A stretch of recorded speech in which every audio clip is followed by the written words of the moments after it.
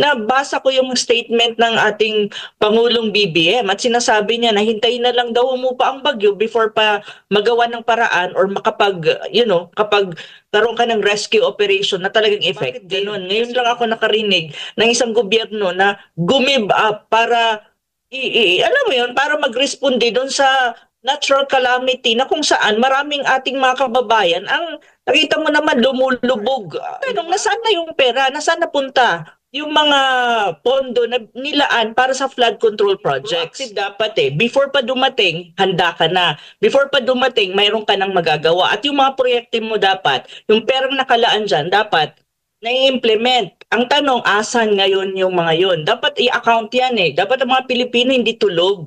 Tignan nyo yung may nakita na ba kayong mga pump boats or mga, yung mga life-saving boats na pinadala ng mga Amerikano galing sa mga EDCA sites para i-rescue ang ating mga kababayan? Meron na ba? So ano ba talaga yung EDCA sites na yan? Ito yung sinasabi ko, nakakahiya lang siguro sa Pilipinas na ang current government natin can't do anything about it. Nabasa ko yung statement ng ating Pangulong BBM at sinasabi niya na hintayin na lang daw humupa ang bagyo before pa magawa ng paraan or kapag karoon ka ng rescue operation na talagang effective. Kasi nga, wala daw silang magagawa dahil sa bagyo or sa natural na sitwasyon na yan. Sabi ko, bakit ganun? Ngayon lang ako nakarinig ng isang gobyerno na gumib up para, alam mo yun, para mag-responde doon sa natural calamity na kung saan maraming ating mga kababayan ang nakita mo naman lumulubog, 'di ba? At marami ang mataas ang casualty niyan, hindi lang in terms of property, even in terms of human casualty. So parang hindi ko maintindihan. Ang tanong kasi diyan, ang laki ng pondo na binibigay sa flood control. Ilang pondo yan, ilang bilyones yan. Mula 2023, even 2022 until now. Ang tanong, bakit nagkakaganito ang Pilipinas when in fact, a lot of money has been extended to that? Even Bicol region, ang Bicol region lubog, ang region 8 lubog, especially yung Samar part.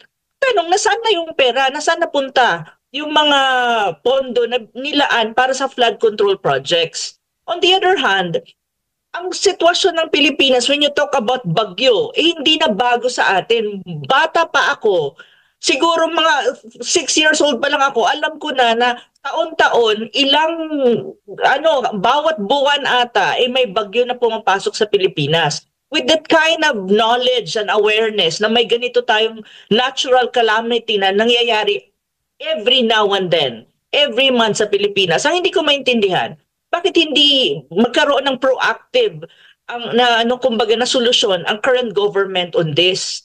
Ang tanong ko, saan napupunta yung pera na nilalaan supposedly sa, disaster relief operation and even flood control? Kasi hindi lang yan usapin ng flood control Usapin din yan ng tinatawag mong response doon sa natural calamity. Like for example, asa na yung mga boats, yung mga speed boats na pwede mong gamitin, yung mga rubber boats na pwedeng gamitin dyan pag nag-rescue ka.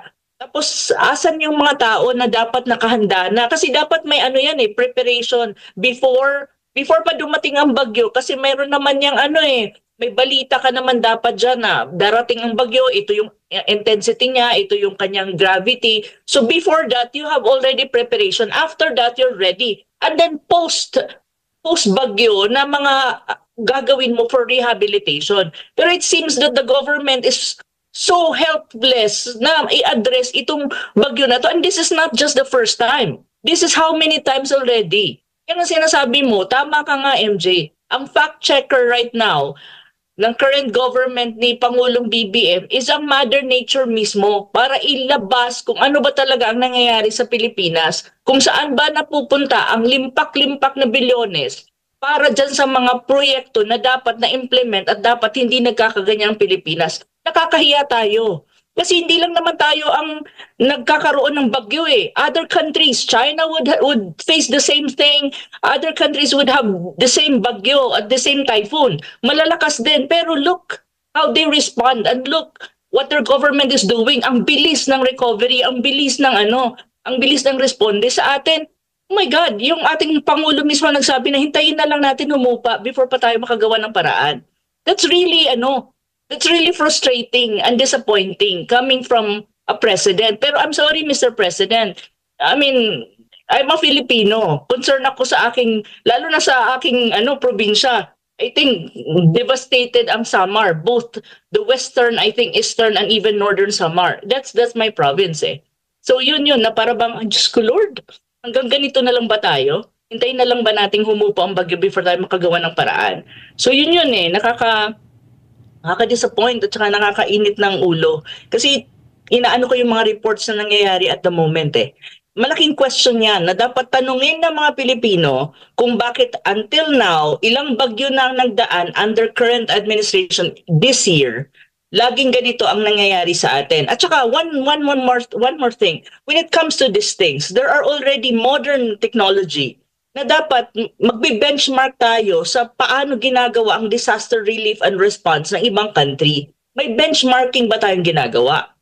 Di ba kasi may pondo ka naman dyan, magbe-benchmark ka para makita mo kung paano mo susolusyonan ang mga ganitong problema. Kasi this is not new eh. This is already supposedly, na natin yan eh, experience natin yan. So kung experience mo, at least napapaghandaan mo, di ba? Kasi may mga naman tayo, may mga, dapat nagbe-benchmark ka, dapat alam mo kung ano ang mga gagawin mo before and after the bagyo or before pa yung dumating. Pero it seems na hindi ganun eh. Ang laki ng casualty ng Pilipinas with this Christina, hindi lang ito, katatapos lang nung una, ngayon andito na naman.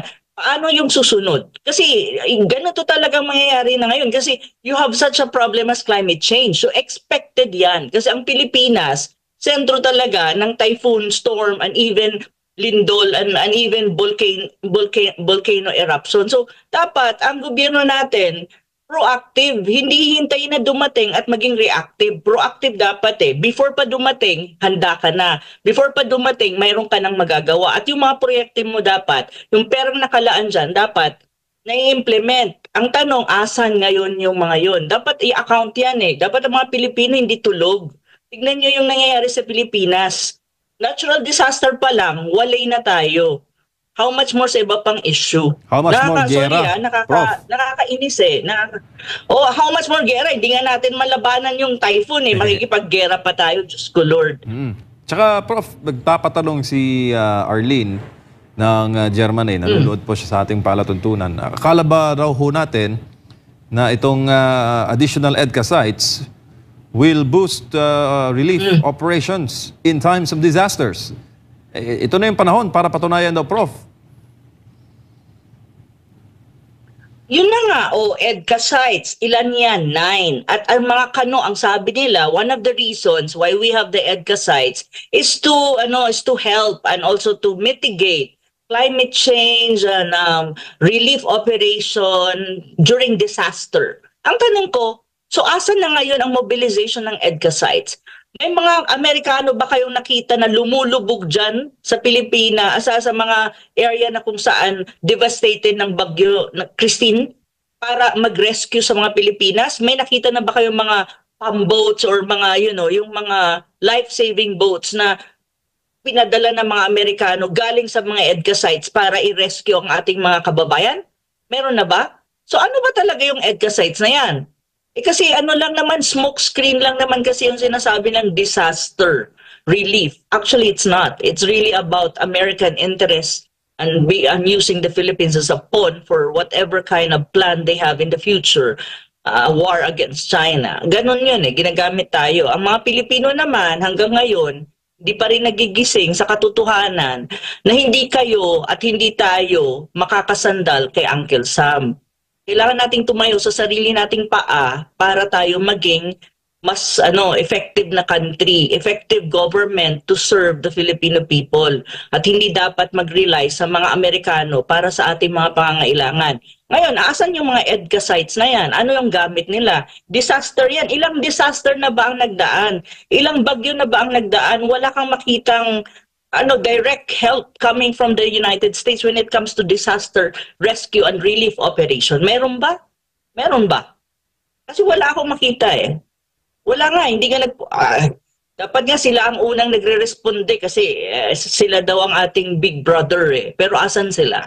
At this time, kailangan ng Pilipinas ng tulong. I mean, physical and practical help, asan sila? Wala. Pero when it comes to using our country as a pawn in their due strategic interest in the Asia-Pacific region, presentable naman ang Pilipinas under BBM. So parang nakakainis na, parang ano tayo, parang ito yung sinasabi ko, hindi naman tayo mga bobo. Bakit pa tayo pero ginagawa tayong bobo ng mga kano, which is yun ang nakakairita sa lahat. Kasi parang nilulook down nila ang intelligence ng Pinoy. Sana naman ang ating mga kababayan magising na. Ilang bagyo ba ang kailangan natin maranasan para maintindihan natin na ang EDCA is not necessarily for disaster relief. It's actually for the due political interest ng Amerika against China using the Philippines as a pawn. Yun yung totoo doon. Hindi pala epekto yung ironclad commitment, Prof. Wa effect sa bagyo. Password lang yung ironclad na yan, MJ. Ironclad. Asan yung clad dyan? Puro ano lang yan hangin yan Yun nga, hindi ko maintindihan sa mga Pilipino hanggang ngayon taas pa rin ng, alam mo yun, taas ng nila, kumpiyansa sa mga kano. Kahit na ang dami namang makikita mo na proof na talagang wala. Ginagamit lang Pilipinas Wala pa rin Kaya, kailangan magising ang Pilipino or else maiiwan talaga tayo at look at the country, what's going on in the country right now, 'di ba? Tayo din naman nagsasuffer at napapag-iwanan ng Pilipinas. Sa laki ng calamity, sa laki ng casualty at damage ng dala ng Christine na bagyo sa Pilipinas, it impacts economically sa Pilipinas. Hindi lang yan kasi human casualty and properties na nasira. Ang